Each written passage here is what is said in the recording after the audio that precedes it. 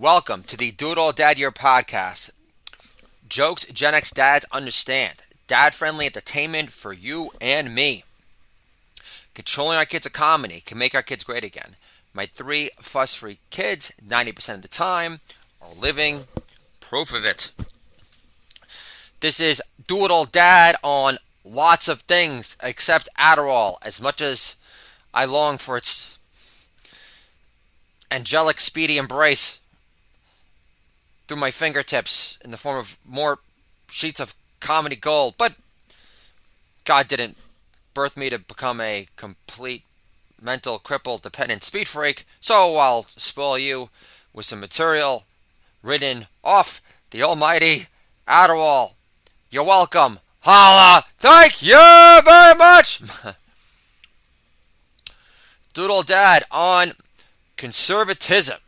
Every other conservative mouthpiece in the media, especially today, is a self-serving, droll douchebag who talks a big game but does nothing to help up-and-comers magnify their superior, vastly more interesting, highly less grating voices. Holla! Thank you very much! That was gross. I apologize. Doodle Dad on family. God only gives kids to only the lonely. Kids are family upgrades. More importantly, your kids know when mama is being overtly shitty to daddy or not. Holla! Thank you very much! On feminism. Doodle Dad on feminism. Feminists don't treat stay-at-home dads with equal respect, which reveals their ugliness inside and out. Mom asked me, "Did you have my granddaughter watch the Women's March on Washington?" I said, "If I did, I'd insist she wear a burqa to see she's got nothing to bitch about in comparison. Plus, your granddaughter is more into playing with her Barbies than subbing creative playtime with watching a whole lot of Rosies, sporting a whole lot of chins. Last, she's learning to read now, Mom, so I don't need to hear my daughter try to make out one of those protest signs saying, 'Daddy, what? Pussy power? Is that a new show on Amazon Prime?' Holla! Thank you very much! Doodle Dad on media. These days, the media, trust the media, less of the integrity left in the Supreme Court. I don't care how many kids Amy Barrett adopted. She's the equivalent of Mike Pence in drag. Mia Farrow adopted a bunch of kids, but that doesn't make her Mother Teresa, knowing what she allowed to happen under her all-knowing, morally grounded watch. Holla! Thank you very much! On excuses, Trump had 4 years to prepare for massive voter fraud, and he did nothing to stop it, before or after. Reese Witherspoon in the movie Election wouldn't have allowed this shit to happen under her watch. At least, Reese reads books to inform her on subjects and does more than pose with her book friend clubs on the cover of her cookbook, whiskey in a teacup, looking far more flattering than her bookworm friends do in polka dots. Holla! Thank you very much!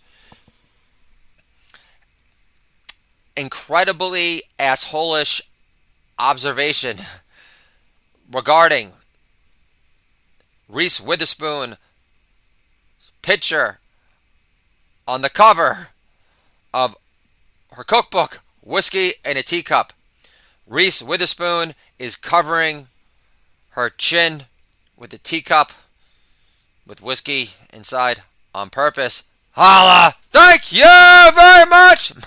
On faith. Believing Joe Biden cares about unity is like believing LeBron James cares about being called for traveling or ever being held accountable for it in his lifetime. Holla! Thank you very much! On culture. Doodle Dad on culture. Today. Our country's State of the Union right now is like Stephen Colbert's handle on Funny These Days. Shaky. At least impersonating Bill O'Reilly gave him gravitas. This is the Doodle Dad Year podcast. Jokes Gen X dads understand. I'm going to be putting together my second comedy album. I plan on releasing it for Labor Day, maybe earlier, called killerset@gmail.com. And I'm very excited for you because it's going to be a dynamic experience. Primo COVID material, Biden stuff, Dr. Seuss, Curious George, the great American state motto reset. For example, Connecticut, the new New York. Holla! Thank you very much.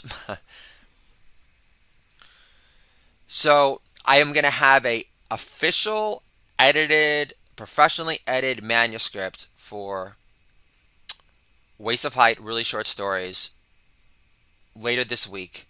And I just want to thank all of my fans on SoundCloud and on WordPress and on Spotify for your continued encouraged support and celebration of these stories that are imbibed with my heart and soul.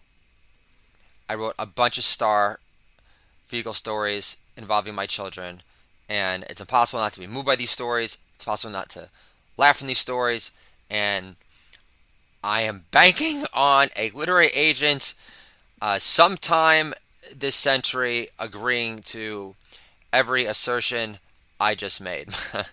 So it feels excellent and super empowering to have an amazing product to sell. I'll call my book a product. It's a product, but it's a product made with plenty of love and soul, and enshrouded with my extremely punchy, colorful, personality-loaded musings. And I want to thank God for allowing me the freedom to write what I want to write, and for not restricting me along the way. And by that I mean not allowing me to succumb to fear of failure or fear of the unknown, because I have never put together a collection of short stories before, and I did it in a very fast period of time, and with my back against the wall. They say real art is created, that the beauty of art is that it, as far as really great art, is that it can be created with our backs against the wall in the face of chaos. And with my wife making comments in the past after throwing a toy train at my head 2 Hanukkahs ago, insisting, well, if I don't do this, I don't do that, I don't get a job, I'm going to separate you from your 3 favorite children in the universe. And I'm just thrilled knowing that I gave these past 2 books my all, and that being Waste of Height, very short stories, Waste of Height, really short stories, and The Kosher Comedian. I have a book publisher reading my proposal right now, so we'll see what happens. They're based in Texas. I have a good feeling about them. We've actually done a book on the improv, and a book by Jeffrey Gitmore, who wrote this great book called The Little Red Book of Selling.